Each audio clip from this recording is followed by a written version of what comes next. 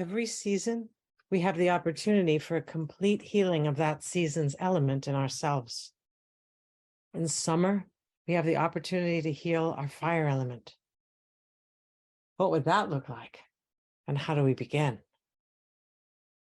One very helpful way to begin is with a fire seasonal health inventory. This allows us to assess, how is my fire element doing anyway? Where might it be beneficial to bring some healing attention?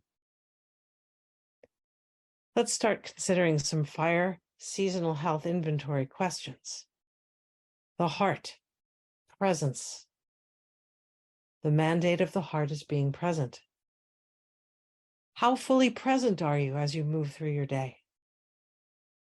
How does multitasking affect your degree and quality of presence? How is your quality of presence affected by interruption? What kind of presence in you helps others to become more present? Sometimes even just being given permission can be enough to make a shift. Hey, let's just take a moment to focus only on this, just for a few minutes. What do you say? Can you think of other ways to invite presence? Can you do this lightly without resorting to adrenaline to grab and hold attention? Notice the degree to which you interrupt others. Notice its effects. Evaluate how and when and how often you interrupt. There tend to be very different cultural patterns around how much interruption and what quality of interruption, including jumping in when others are speaking, is beneficial or not beneficial to a sense of mutual presence and heart-level connection. With any given person, in any given interaction, if you are inspired to interrupt, how is the best way to do this? Heart, spontaneity, and chaos. What is your relationship to spontaneity? At its best, fire spontaneity is a development of Wood's freedom, brought into the context of an open-ended awareness of infinite connections. At worst, it's an irresponsible hijack of commitment by a momentary impulse. Are you spontaneous? When and where and how? How do you respond to the spontaneity of others? Explore the health of your relationship to spontaneity. Can you loosen up while remaining aware and responsible? Can you stick with your heart's commitments and also grab fun opportunities when they appear? What's your relationship to chaos? Essentially, fire's relationship to chaos spans a continuum between sense of no order, no rhythm, and no pattern, to a sense of transcendent order, hidden rhythm, an undetectable but intuited pattern. What seems like mayhem to one person is jazz to another. Where in your life do you experience chaos? Where do others experience chaos as a result of your way of living? In chaotic situations, see if you can relax enough to sense a hidden drumbeat or unifying theme that allows you to connect and engage without feeling scattered or out of control. Heart, escapism, and burnout. What is your relationship to entertainment and escapism? Sometimes taking a vacation can actually help us expand our consciousness beyond ordinary bounds and come back to our accustomed lives refreshed. At other times, TV or movies or video games are a displacement activity, filling an emptiness inside without actually improving our healthy fire, and in some cases actually diminishing it. What kind of entertainment and/or escapism actually leaves you better off, genuinely expanded or warmed, not just temporarily distracted from your deeper fire needs? And Do you ever need a break from having fun to find peace and depth again? Small intestine, clarity and confusion. The mandate of the small intestine is perceptual sorting. What is your relationship to clarity or confusion? Are there places in your life where you feel confused or unclear? How do you usually respond to the feeling of confusion or unclarity in yourself? How do you respond to confusion or unclarity in others? Are there places in your life where you are too clear?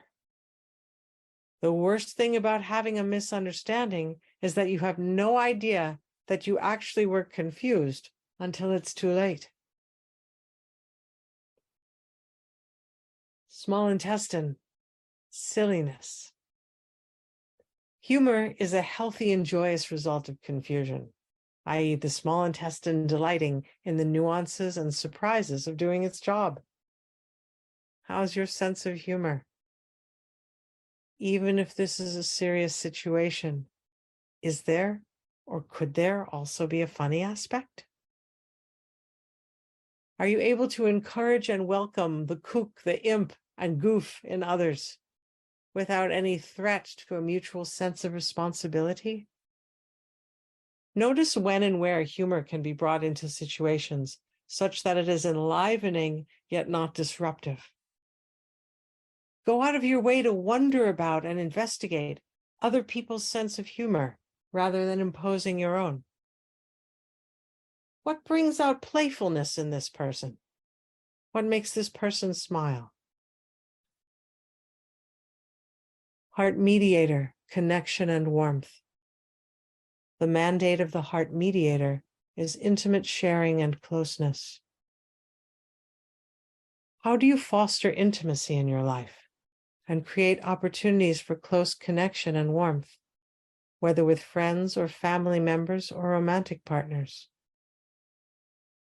Marriage and family life can be the province of the ultimate blossoming and the ultimate workout for the heart mediator. Some of our deepest wounds and deepest joys may both live here. Without a doubt, it is a tender realm where even a little bit of healing goes a long way. Are you able to express affection, warmth, and tenderness to others? Are you able to share the parts of you that need tenderness and warmth? How lovable are you? When others send warmth and love your way, do you let it in fully? In what ways do you create circumstances with others that will allow greater intimacy and sharing of warmth to develop? A walk in the woods, a quiet dinner for two, a poem that you wrote? Attune to other people's need for tenderness. What might this other person want to share with you if only you made it clear to them that you would receive their sharing tenderly? Heart mediator, flower and sun. Do you have a habit of being seductive, drawing other people's flower towards your sun, away from their own? Or do you have a habit of being seduced, forgetting your own sun and craving the other person's warmth to feed your flower? Triple heater, groups. The mandate of the triple heater is a continuous adaptation and harmonization to our external environment while remaining true to our own deep nature. How approachable are you? How adept are you at basic docking maneuvers for establishing immediate connections between yourself and those around you? Is your surface persona a direct emanation of who you are at a depth? Or is it performance? What is your relationship to simple everyday levels of charisma or letting your light shine visibly? What is your experience of crowds and gatherings, including small groups? Are you able to be yourself as easily as one-on-one? Perhaps more easily. How is it different? Are you able to make yourself at home in the spirit of the group heart?